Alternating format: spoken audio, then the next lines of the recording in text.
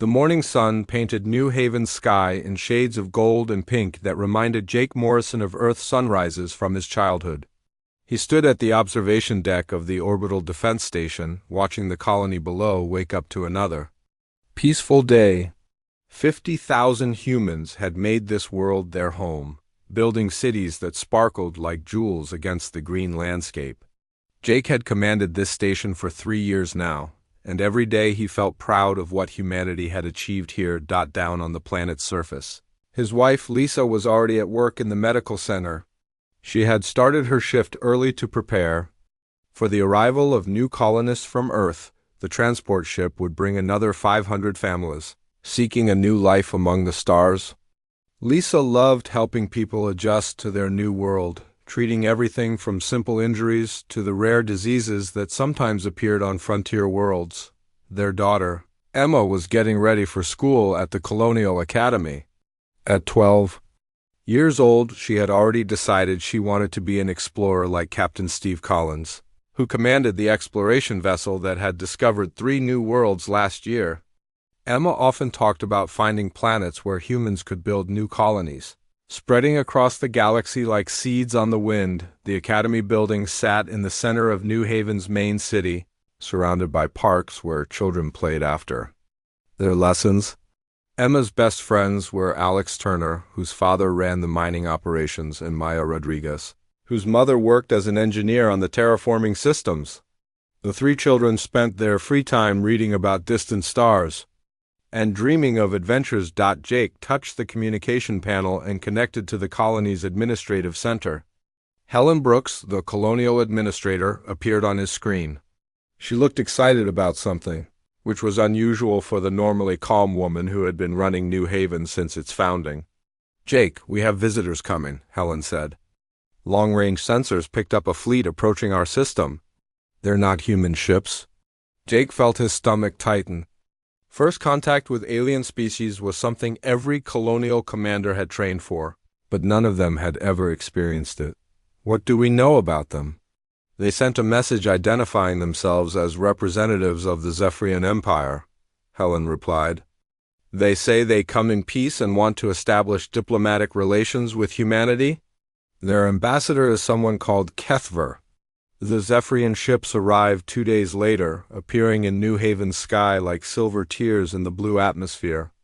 Jake had seen images of alien technology before, but seeing it in person made him realize how different these beings were from humans. The ships moved without visible engines, their surfaces smooth and reflective like mirrors made of liquid metal. Ambassador Kethver was tall and thin, with pale blue skin that seemed to shimmer in the light. His eyes were larger than human eyes, and when he spoke, his voice had a musical quality that made Jake think of wind chimes. The alien wore robes that changed color as he moved, shifting from deep purple to silver to gold. "We greet you, humans of New Haven," Kethver said during the first diplomatic meeting. "The Zephyrian Empire has watched your species with great interest. You have spread far from your homeworld in a very short time. This is remarkable." Helen Brooks led the diplomatic talks with Jake and other colony leaders present. The humans were excited to meet their first alien neighbors, hoping this would mark the beginning of humanity's acceptance into a larger galactic community. The Zephyrians seemed friendly and sophisticated, sharing stories of their ancient empire that spanned hundreds of star systems. "We would like to establish a small embassy on your world," Kethver requested. "Our scientists are eager to learn about human culture and technology. Perhaps our peoples can benefit from friendship and trade." The colonists welcomed the Zephyrians with enthusiasm. Children like Emma gathered around the alien visitors, asking endless questions about their home worlds and their advanced technology. The Zephyrians seemed amused by human curiosity, answering questions with patience and even demonstrating some of their devices. Lisa worked with Zephyrian medical specialists, comparing human and alien biology. She found their knowledge impressive, especially their understanding of genetic medicine. The aliens showed her techniques for treating diseases that had puzzled human doctors for generations. Jake maintained security protocols while allowing the cultural exchange to proceed. The Zephyrians built their embassy compound on a hill overlooking the main city, using construction methods that seemed almost magical to human observers. Their buildings grew from the ground like living things, forming perfect geometric shapes that gleamed in the sunlight. Over the following weeks, more Zephyrian ships arrived, bringing scientists and cultural experts. They established similar embassies on other human colonies, creating a network of diplomatic outposts across human space. The aliens expressed interest in everything about human society, from their art and music to their methods of agriculture and industry. Emma and her friends often visited the embassy, where young Zephyrian scientists taught them about star navigation and alien languages. The children learned that the Zephyrian Empire was thousands of years old, ruling over many different species across the galaxy. This made the humans feel honored to be accepted as potential members of such an ancient civilization. Jake sometimes wondered why such an advanced empire had taken interest in humanity, but he pushed these concerns aside. The Zephyrians had brought gifts of technology and knowledge, helping the colonists improve their lives in countless ways. For the first time since leaving Earth, humans felt they were not alone in the vast darkness of space. 6 months had passed since the Zephyrians arrived at New Haven, and the colony had settled into a comfortable routine of cultural exchange. Jake Morrison watched from his command center as Zephyrian shuttles moved between their embassy and the orbital station, carrying what the aliens described as research equipment and diplomatic supplies. The frequency of these flights had increased lately, but Ambassador Kethver explained this as normal preparation for a major cultural festival they wanted to share with the humans. Lisa Morrison spent most of her days working alongside Zephyrian medical researchers in a specially built laboratory complex. The aliens had provided advanced scanning devices that could analyze human genetics with incredible precision. They claimed to be developing new treatments for diseases that affected both species. Though Lisa noticed they seemed more interested in studying human DNA than sharing their own biological information. The human immune system is fascinating, Dr. Veltar, the lead Zephyrian scientist, told Lisa during one of their sessions. Your species adapts so quickly to new environments. We have never seen anything quite like it in our empire. Lisa felt proud that human biology impressed such an advanced species.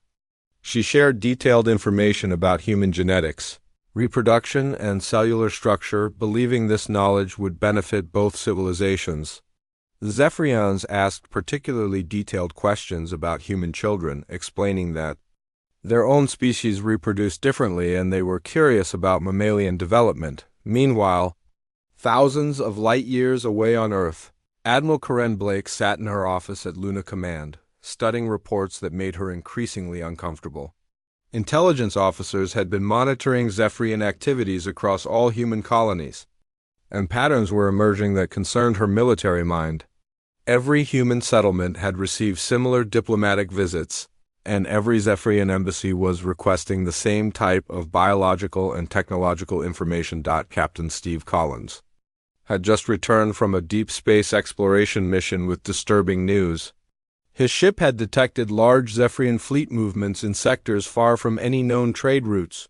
When questioned, Zephyrian officials claimed these were routine naval exercises, but the scale and positioning of their forces suggested something more serious. Admiral, I counted over 300 Zephyrian warships in the Kepler sector alone, Collins reported during a secure video conference. They were arranged in attack formations, not exploration or trade patterns. When we tried to get closer for detailed scans, they warned us to keep our distance. Blake pulled up star charts showing all known human colonies. If the Zephyrians had similar fleet concentrations near each settlement, they possessed enough firepower to threaten every human world simultaneously. This realization sent chills down her spine, but she had no concrete evidence of hostile intent, only suspicious patterns and military instincts honed by decades of service back on New Haven. Emma Morrison and her friends had become regular visitors to the Zephyrian embassy. The alien children, or what passed for children in their species, were eager to learn human games and customs. Emma taught them soccer and hide-and-seek, while Alex Turner showed them how to build model rockets.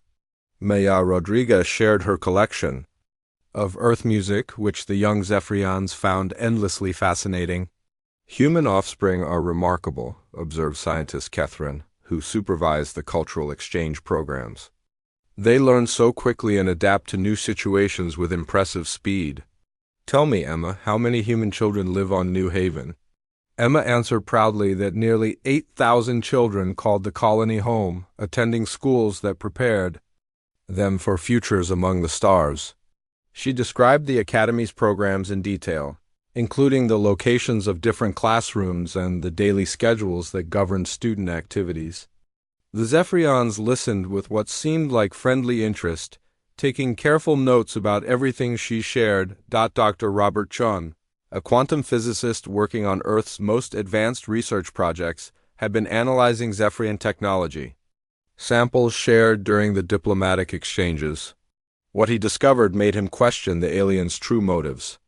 Their scanning devices were far more sophisticated than necessary for medical research, capable of creating detailed maps of human neural networks and genetic structures down to the molecular level. They're not just studying our medicine, Chun told his research team during a classified briefing. These devices can analyze the exact frequency patterns of human brainwaves and identify specific genetic markers that control our immune responses. This is weapons research disguised as medical cooperation. Chun immediately contacted Admiral Blake with his findings. The pattern was becoming clear. The Zephyrians were systematically gathering intelligence about human biology, military capabilities, and colonial infrastructure while positioning their fleets for potential coordinated strikes. Blake began quietly preparing contingency plans, but with Zephyrian embassies established on every human world, her options were limited. On New Haven, Jake Morrison noticed changes in Zephyrian behavior that troubled him. Their shuttles now flew at odd hours, and the aliens had become secretive about their activities within the embassy compound. When he requested permission to inspect some of their equipment for security reasons, Ambassador Kethver politely declined, citing diplomatic immunity and cultural sensitivities. The humans are becoming suspicious, Kethver reported to his superiors during an encrypted communication session. Some of their military leaders are asking difficult questions about our fleet movements and research activities. We should accelerate our timeline. The Zephyrian High Command had been planning for months based on the intelligence gathered from human colonies. They had identified the exact locations of schools, hospitals, government buildings, and military installations on every human world. Their biological research had revealed specific frequencies that could disrupt human neural activity and genetic vulnerabilities that could be exploited by tailored weapons. Lisa Morrison began to notice troubling aspects of her work with the Zephyrian scientists. They asked increasingly specific questions about human reproduction and child development, requesting detailed scans of pregnant women and newborn infants. When she suggested they share similar information about their own species, they deflected her questions with vague explanations about cultural taboos. Admiral Blake made the difficult decision to issue a classified warning to all human colony commanders. She ordered them to begin discreet preparations for potential evacuation while maintaining normal diplomatic relations with the Zephyrians. The warning message was carefully worded to avoid provoking the aliens if they intercepted it, but experienced military officers like Jake Morrison understood the implications. As winter approached on New Haven, the Zephyrian embassy increased its activities dramatically. More ships arrived carrying equipment that the aliens claimed was necessary for their cultural festival celebration. Children like Emma looked forward to seeing Zephyrian art and music, unaware that the festival was a cover story for final preparations. For something far more sinister, the galaxy stood on the edge of a catastrophe that would change everything. But only a few humans suspected the approaching storm, and none of them realized the true scale of what the Zephyrians had planned for humanity's children. The attack began at exactly noon, New Haven Standard Time. When most of the colony's children were attending their regular classes, Emma Morrison sat in her biology classroom studying star charts with Alex Turner and Mara Rodriguez When the first energy beam struck the Academy's east wing, the building shook violently, and screams echoed through the corridors as walls collapsed and fires erupted throughout the structure. Jake Morrison was reviewing security reports in his command center when alarms blared across the orbital defense station. His screens lit up with warnings as hundreds of Zephyrian warships materialized from behind the planet's moon, their weapons already charging for a coordinated strike. He had seconds to understand what was happening before the first salvo of alien fire reached his position. "All stations, battle alert!" Jake shouted into his communications system. But even as he spoke, he knew the defense station was doomed. The Zephyrians had studied human technology for months, learning exactly how to disable their shields and pierce their armor. Energy beams designed specifically to counter human defensive systems tore through the station's hull like paper. Down on New Haven's surface, Lisa Morrison was treating a patient in the medical center when the bombardment began. The building's emergency systems activated as explosions rocked the city, but instead of the random destruction of warfare, the attacks followed a precise pattern. The Zephyrians were systematically targeting schools, hospitals, and residential areas while avoiding industrial facilities and spaceports. Ambassador Kethver stood in his embassy's command center, watching displays that showed similar attacks occurring across 17 human colonies simultaneously. His expression remained calm as he observed the destruction of New Haven's Academy, where human children were trapped beneath burning debris. This was not warfare as humans understood it, but extermination designed to eliminate humanity's future generations. Phase 1 is proceeding as planned, Kethver reported to the Zephyrian High Command. Human defensive capabilities are exactly as predicted. Their orbital stations are being neutralized, and population centers are under systematic bombardment. The children are being eliminated first, as ordered. Emma Morrison crawled through the rubble of her classroom, searching for her friends among the smoke and flames. She found Alex Turner pinned beneath a collapsed ceiling beam, his leg twisted at an impossible angle. Maya Rodriguez lay nearby, unconscious and bleeding from a head wound. Emma tried to drag them toward what remained of the emergency exit, but more explosions shook the building as Zephyrian fighters strafed the Academy with precision fire. Jake Morrison fought desperately to keep his defense station operational, but the Zephyrian attack had been planned with ruthless efficiency. They knew exactly where to strike to disable human weapon systems while keeping the station intact enough to monitor the colony's destruction. Jake realized with growing horror that the aliens wanted him to watch what they were doing to his world and his family. "Emergency transmission to Earth," Jake ordered, knowing this would probably be his last communication. "Zephyrian forces are attacking all human colonies. They are targeting civilians, especially children. This is not a military action but genocide. They studied us for months to plan the perfect extermination." The transmission reached Admiral Blake on Luna Command just as reports flooded in from human colonies across the galaxy. Every settlement was under attack by overwhelming Zephyrian forces, and the pattern was identical everywhere.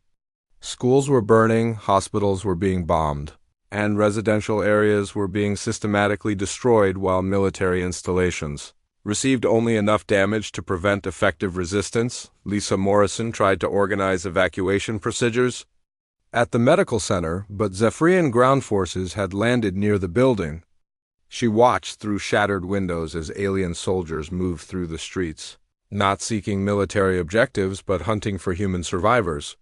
Their weapons fired energy bursts designed to cause maximum suffering rather than quick death, and they showed particular interest in finding children. "Attention human medical personnel," a Zephyrian voice announced through hijacked communication systems. "Surrender all children in your facility immediately. Those who comply will receive quick termination. Those who resist will be processed through extended elimination protocols."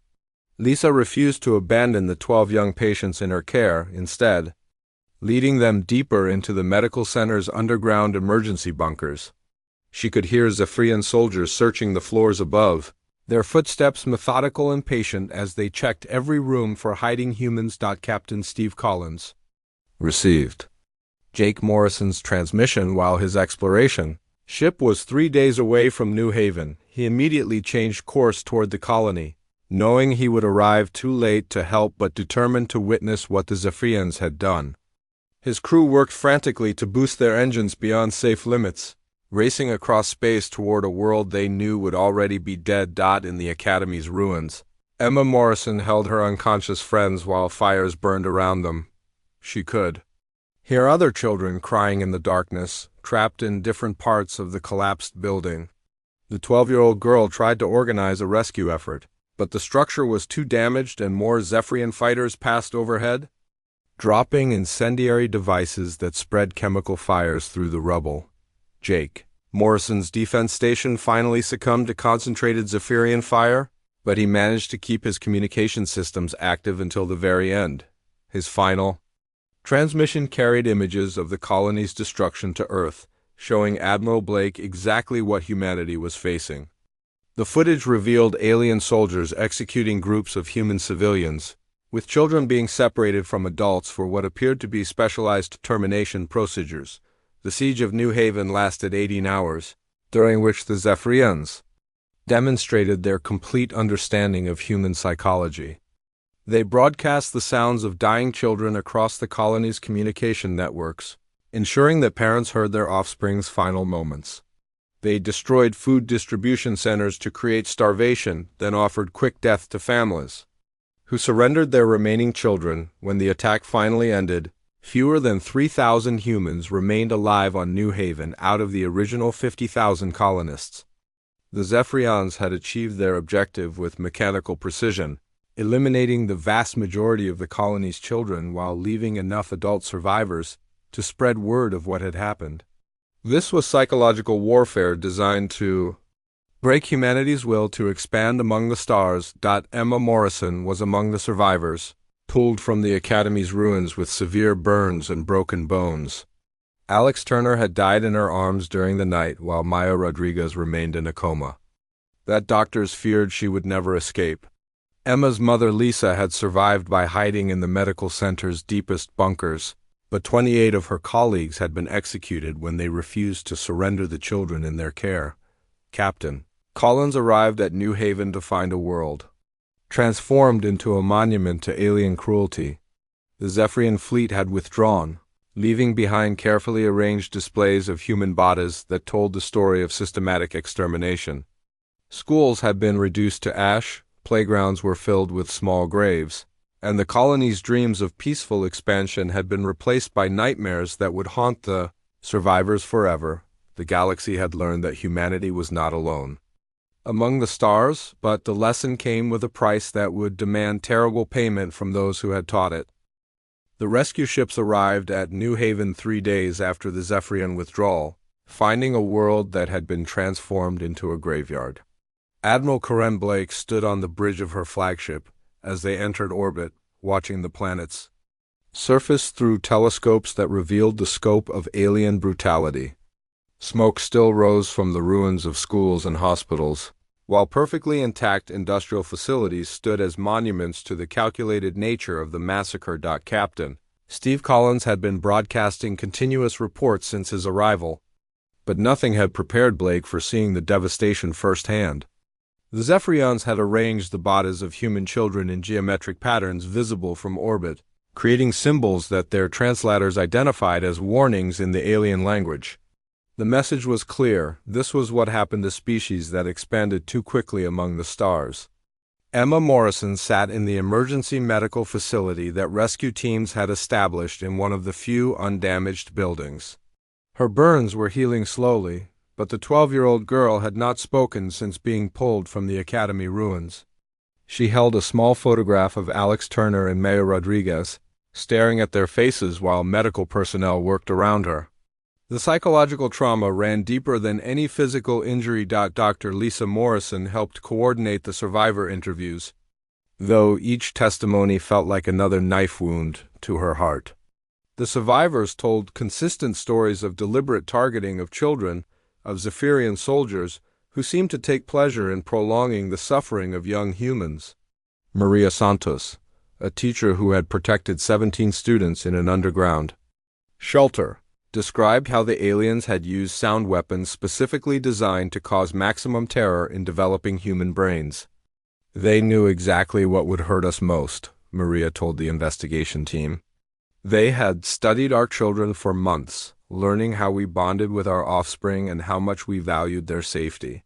This was not random violence, but carefully planned psychological warfare designed to break our spirits. The pattern was identical across all 17 attacked colonies. Admiral Blake received reports from devastated worlds throughout human space, each one telling the same horrific story. The Zephyrians had struck simultaneously, using detailed intelligence gathered during months of fake diplomatic contact. Over 800,000 human civilians had died, with children comprising nearly 70% of the casualties. Dr. Robert Chung arrived at New Haven aboard the research vessel carrying his quantum analysis equipment. He had lost his brother's entire family in the attack on the Kepler colony, and his grief had transformed into a burning need to understand Zephyrian technology. Chung worked alongside other scientists to analyze alien weapon residue and piece together exactly how the attacks had been carried out. They used frequency weapons specifically tuned to disrupt human neural development, Chung explained to Admiral Blake during a briefing. These devices were designed to cause maximum pain in children while leaving adult nervous systems relatively intact. They wanted the parents to suffer by watching their children die slowly. Nicole Williams, an engineer whose daughter had perished on the Kepler colony, joined Chung's research team. Her expertise in manufacturing systems would prove crucial in the months ahead, but for now she focused her brilliant mind on understanding how the Zephyrians had built weapons designed specifically to murder human children. Every technical detail she uncovered fed the rage growing in her heart. The survivor testimonies revealed the full scope of Zephyrian planning. Ambassador Kethver and his diplomatic staff had spent months mapping human settlements, identifying schools and residential areas, and studying the daily routines that governed colonial life. They had requested detailed information about human reproduction and child development, claiming scientific curiosity while actually planning systematic infanticide. The embassy compound was built on the highest hill overlooking our city, reported Colonial Administrator Helen Brooks, one of the few government officials who had survived. From there, they had perfect observation of our schools and playgrounds. They watched our children play while planning how to kill them most efficiently. Admiral Blake established a secure communication network linking all surviving human military commanders. The meetings that followed were unlike anything in human history, as grief-stricken officers planned, not for defense or territorial expansion, but for total war against an enemy that had revealed itself to be utterly alien in its cruelty. The survivors from New Haven proved invaluable sources of intelligence about Zephyrian tactics and technology. Emma Morrison, despite her trauma, provided detailed descriptions of alien equipment she had observed during the cultural exchange programs. Her child's curiosity had led her to ask questions about Zephyrian weapons and defenses information that would later prove crucial in planning humanity's response. Captain Collins documented everything with the methodical precision of an explorer cataloging a new world. His recordings showed not just the physical destruction but the psychological impact on the survivors. Children who had lost their friends refused to speak, while adults who had witnessed the systematic murder of their offspring displayed symptoms that military psychologists had never encountered before. The rescue teams found evidence of Zephyrian experimentation on human captives, particularly children who had been taken alive during the initial assault. The aliens had used these prisoners to test new biological weapons, studying human pain responses with scientific detachment. The laboratories where these experiments took place were left deliberately intact, ensuring that human rescue teams would discover them and understand the true nature of their enemy. Dr. Chun's analysis revealed that Zephyrian technology was based on principles that human science was only beginning to understand. However, the aliens had made a crucial error in their calculations. They had studied human military capabilities extensively, but had underestimated humanity's capacity for adaptation and innovation when motivated by absolute hatred, they think. They know us because they studied our peaceful expansion and diplomatic behavior, Chun told Admiral Blake. But they have awakened something they cannot comprehend. Humans are not naturally warlike, but when our children are threatened, we become something entirely different. The testimonies from New Haven and other attacked colonies were broadcast to every human world, ensuring that no one could ignore what had happened. The footage of murdered children and the recorded screams of dying families spread through human space like wildfire, transforming a peaceful civilization into something focused entirely on vengeance. Emma Morrison finally spoke during her third week in the medical facility, asking a single question that would define humanity's future. When are we going to make them pay for what they did to Alex and Naya? Her words carried the voice of every human who had lost family in the massacres, crystallizing the species' transformation from explorers to avengers. Maria Santos organized support groups for the surviving children, helping them process trauma while carefully documenting their memories of Zephyrian behavior and technology. These young witnesses provided insights that adult observers had missed, their natural curiosity having led them to notice details about alien weaknesses and limitations. The investigation teams worked around the clock to understand how the Zephyrians had achieved such devastating coordination across multiple star systems. The evidence pointed to a level of planning and preparation that had begun almost immediately after first contact, suggesting that the diplomatic overtures had never been genuine attempts at peaceful relations. Admiral Blake received authorization from Earth to begin mobilizing every available resource for war. The small exploration fleet that had carried humanity to the stars would be transformed into an instrument of retribution, backed by the industrial might of a species that had learned the true cost of expansion among hostile aliens. The survivors of New Haven and other colonies would not be forgotten, and their dead children would be avenged no matter what it cost humanity's soul. 3 years had passed since the Zephyrian massacres, and humanity had transformed itself into something the galaxy had never seen before. Dr. Robert June stood in his laboratory on Luna Station, surrounded by weapons that incorporated quantum principles the Zephyrians had believed impossible for such a young species to understand. His brother's children smiled at him from photographs pinned to his workstation, their faces serving as constant reminders of why he worked 80-hour days perfecting instruments of alien destruction. The breakthrough had come from studying Zephyrian shield technology recovered from their abandoned embassy compounds. Chien discovered that their defenses operated on frequency principles that could be disrupted by quantum entanglement weapons. The irony was perfect, the aliens' own arrogance in leaving their technology behind had provided the key to defeating them. The resonance cascade effect will tear through their shields like they don't exist, Chun explained to Admiral Corinne Blake during a weapons demonstration. Each shot creates a quantum feedback loop that spreads through their entire defensive grid. They built their shields to stop conventional energy weapons, not quantum probability distortions.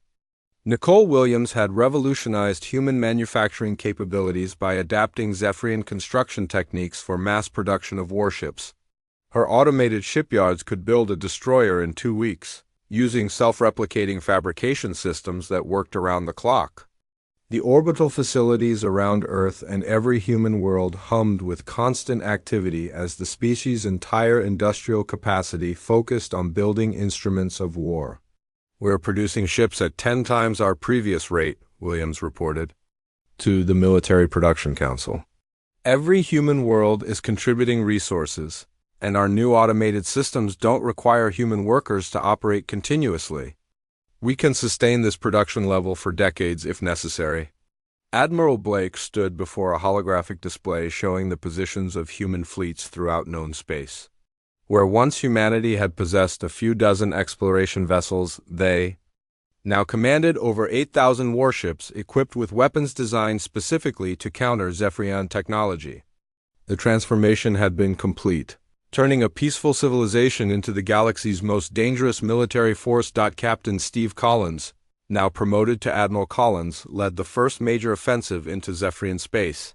His fleet of 400 ships included vessels named for children who had died in the massacres.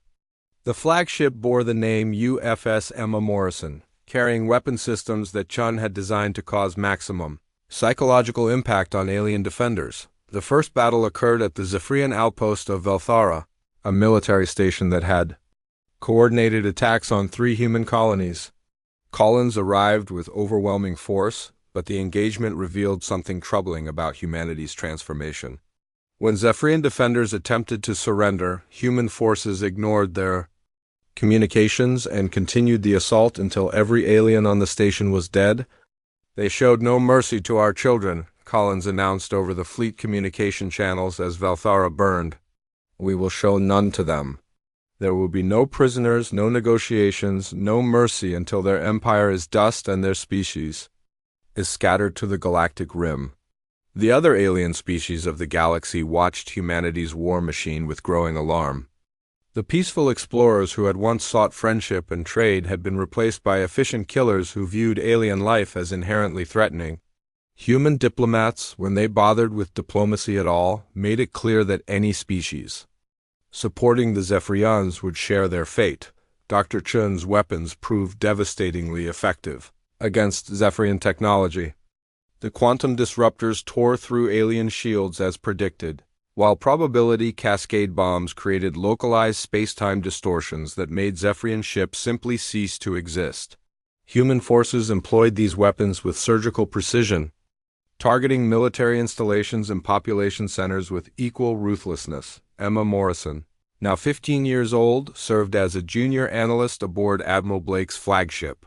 The girl who had once dreamed of peaceful exploration now studied Zephyrian military formations with the intensity of a predator stalking prey. Her traumatic memories of the Academy bombing had been channeled into an expertise in alien psychology. That made her invaluable for planning psychological warfare operations. "They expect us to fight like the species they studied during the diplomatic phase," Emma explained during a strategy briefing. "But we're not those humans anymore. We need to use tactics that will terrify them, make them understand that they created something they cannot control or predict." The human war machine operated with efficiency that impressed even their enemies. Nicole Williams' automated production systems churned out new vessels faster than the Zephyrians could destroy them, while Chen's research teams developed increasingly sophisticated weapons based on captured alien technology. Every human world contributed resources and personnel to the war effort, creating a level of species-wide cooperation that had never existed during peacetime. Admiral Collins' forces pushed deeper into Zephyrian space, leaving devastated worlds in their wake. The aliens attempted to negotiate, offering reparations and territorial concessions in exchange for peace. Human representatives listened to these proposals in silence, then broadcast recordings of dying children from the colony massacres before resuming their advance. The Zephyrian Empire began to collapse as human forces demonstrated capabilities that defied their understanding of the young species. Entire star systems fell to human assault fleets equipped with weapons that seemed to violate the known laws of physics. The aliens' confidence in their technological superiority evaporated as their most advanced defenses proved useless against quantum-based human weaponry. "We underestimated them completely," admitted General Zethkaran during an emergency session of the Zephyrian High Command. "They have become something we did not foresee, motivated by emotions our species cannot comprehend. Their grief has made them more dangerous than any military force in the galaxy." Dr. Lisa Morrison worked in the fleet medical facilities, treating human casualties while studying captured Zephyrian physiology. Her research focused on developing biological weapons that would cause maximum suffering in alien nervous systems, repaying the debt of pain that the Zephyrians had inflicted on human children. The gentle doctor who had once sought to heal all forms of life had been transformed into an architect of alien agony. The war's psychological impact on humanity became apparent as human forces began employing terror tactics that surpassed anything the Zephyrians had done during their massacres. Human commanders broadcast the screams of dying aliens to demoralize enemy fleets, while ground forces arranged alien bodies in patterns designed to inspire panic among Zephyrian civilians. Admiral Blake coordinated the overall strategy from Earth, where monuments to the murdered children dominated every major city. The names of 800,000 dead humans were carved into black stone memorials that reminded every passing citizen why their species had embraced total war. Children as young as 10 volunteered for military training programs, eager to join the crusade against alien tyranny. "We are no longer the species we were 3 years ago," Blake announced during a global broadcast commemorating the anniversary of the massacres. "The Zephyrians killed our children because they feared what humanity might become. They were right to fear us, but they cannot imagine what we have actually become." The transformation was complete when human forces began targeting Zephyrian civilian populations with the same systematic brutality the aliens had once employed against human colonies. The species that had once sought peaceful expansion among the stars now viewed alien life as an infection that needed to be eliminated before it could threaten human children again. Nicole Williams stood in her automated shipyard, watching robots assemble the 1,000th vessel named for a child who had died in the Zephyrian attacks. Each ship carried weapons designed to cause maximum terror among alien populations, while their hull markings displayed images of the human children whose deaths they were meant to avenge. The galaxy trembled as humanity revealed its true nature. When motivated by absolute hatred, and the Zephyrian Empire began to understand that they had awakened something far more terrible than they had ever imagined possible. The final assault on the Zephyrian homeworld began at dawn, though the planet's 3 suns provided no comfort to the billions of aliens watching human warships darken their sky. Admiral Steve Collins commanded a fleet of 10,000 vessels, each one bearing the name of a human child who had died in the massacres 4 years earlier. The USS Emma Morrison led the formation, its quantum weapons charged and ready to deliver humanity's judgment on the species that had dared to murder their young. Emperor Zethkal stood in his crystal palace, watching the human fleet take positions around his world with the methodical precision that had characterized their entire campaign of vengeance. The Zephyrian leader, who had once ordered the extermination of human children, now faced the consequences of his species' arrogance. His military advisors had long since abandoned any hope of victory, focusing instead on minimizing the suffering that would surely follow. "They have ignored every attempt at negotiation," reported General Zeth Karan, his crystalline features reflecting the fear that gripped the entire planet. "Our offers of surrender, reparations, even complete submission have been met with silence." They broadcast only one message: recordings of our attacks on their colonies and the names of their dead children. Dr. Robert Chen monitored the weapons systems from his command ship, watching quantum disruptor arrays that represented 4 years of hatred channeled into scientific innovation. The devices he had created could tear apart the molecular bonds, holding Zephyrian cities together, causing structures to simply dissolve into component atoms. His brother's children gazed at him from their photograph, their innocent faces providing the motivation for weapons that defied conventional physics. Admiral Karen Blake observed the assault from Earth, where every major city had gathered around public viewing screens to witness the culmination of humanity's transformation. The species that had once dreamed of peaceful exploration among the stars now cheered as alien cities began to burn under concentrated human bombardment. Children too young to remember the massacres sang songs about the brave human warriors who were avenging their murdered siblings.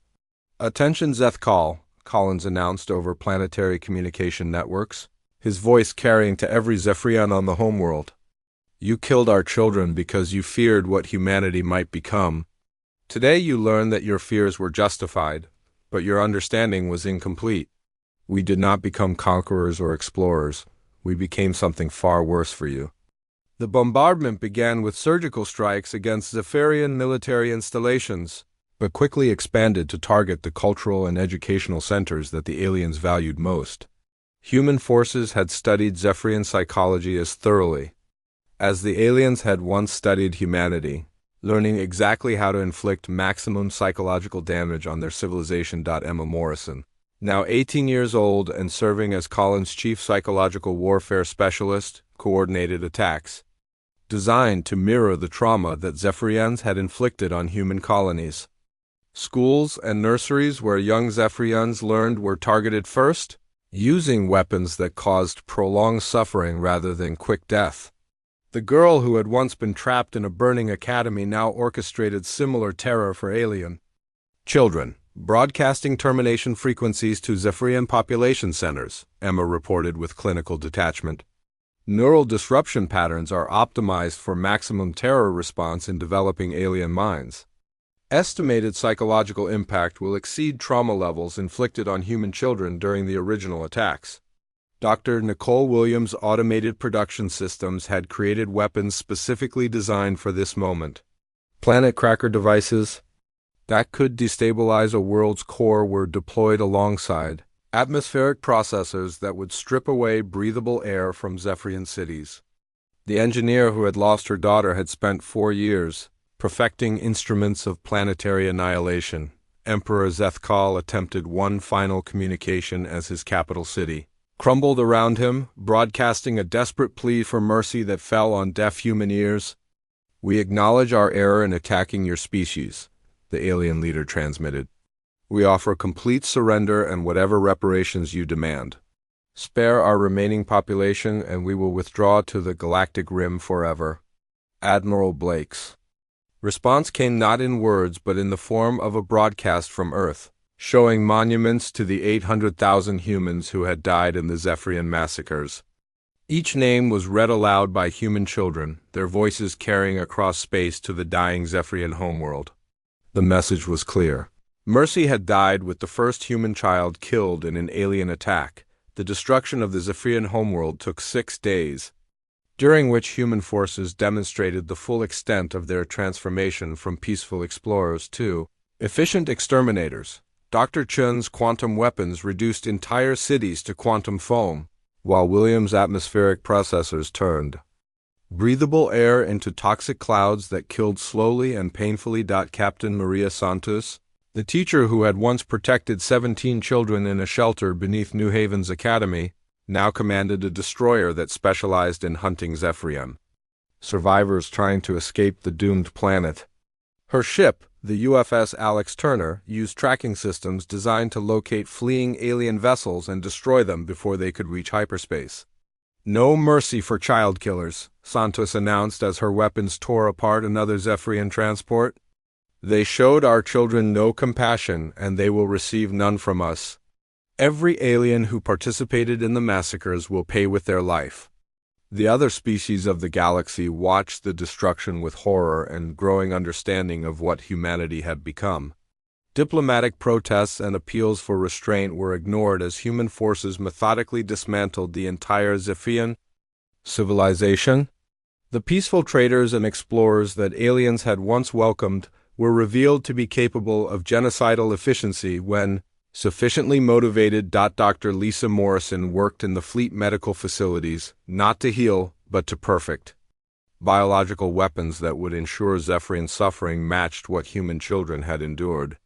Her research had produced viral agents that caused neurological deterioration identical to the trauma weapons the aliens had used during their attacks on human colonies. As the Zephyrian homeworld died, human forces spread throughout the former Empire's territory, hunting down every alien settlement and military outpost. The campaign that had begun with the massacres of human children would end only when the last Zephyrian had been eliminated or driven into exile beyond the galaxy's edge. Emperor Zethkal made his final broadcast as human ground forces stormed his crystalline palace, their weapons designed to cause maximum terror in alien nervous systems. "We have learned the price of underestimating humanity," the dying ruler transmitted. "To any species listening to this message, never threaten their young. They are not the peaceful explorers they appear to be, but something far more dangerous when their children are endangered." Admiral Collins stood in the ruins of the Zephyrian capital, watching the last symbols of alien civilization burn around him. The man who had once commanded exploration vessels now presided over the complete destruction of a species that had ruled hundreds of worlds for thousands of years. The transformation was complete. Humanity had become exactly what the Zephyrians had feared they might become: The war ended not with negotiation or conditional surrender, but with the complete elimination of Zephyrian civilization. Their scattered survivors fled to the galaxy's outer rim, carrying warnings about the species that had once seemed so peaceful and naive. The other alien races learned a fundamental truth about humanity: they were not naturally warlike. But when their children were threatened, they became something that defied all understanding. Dr. Nicole Williams, now elderly but still supervising weapons production, stood before the memorial wall on Earth where the names of 800,000 murdered human children were carved in black stone.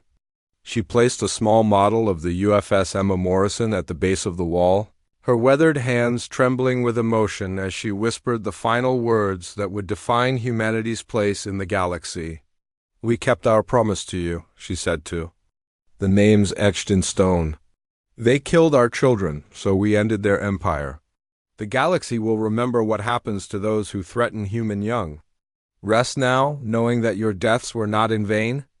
The galaxy entered a new age where humanity's name was spoken with respect, fear, and the understanding that some species, when pushed beyond their limits, revealed capacities for both creation and destruction that changed the fundamental nature of civilization itself.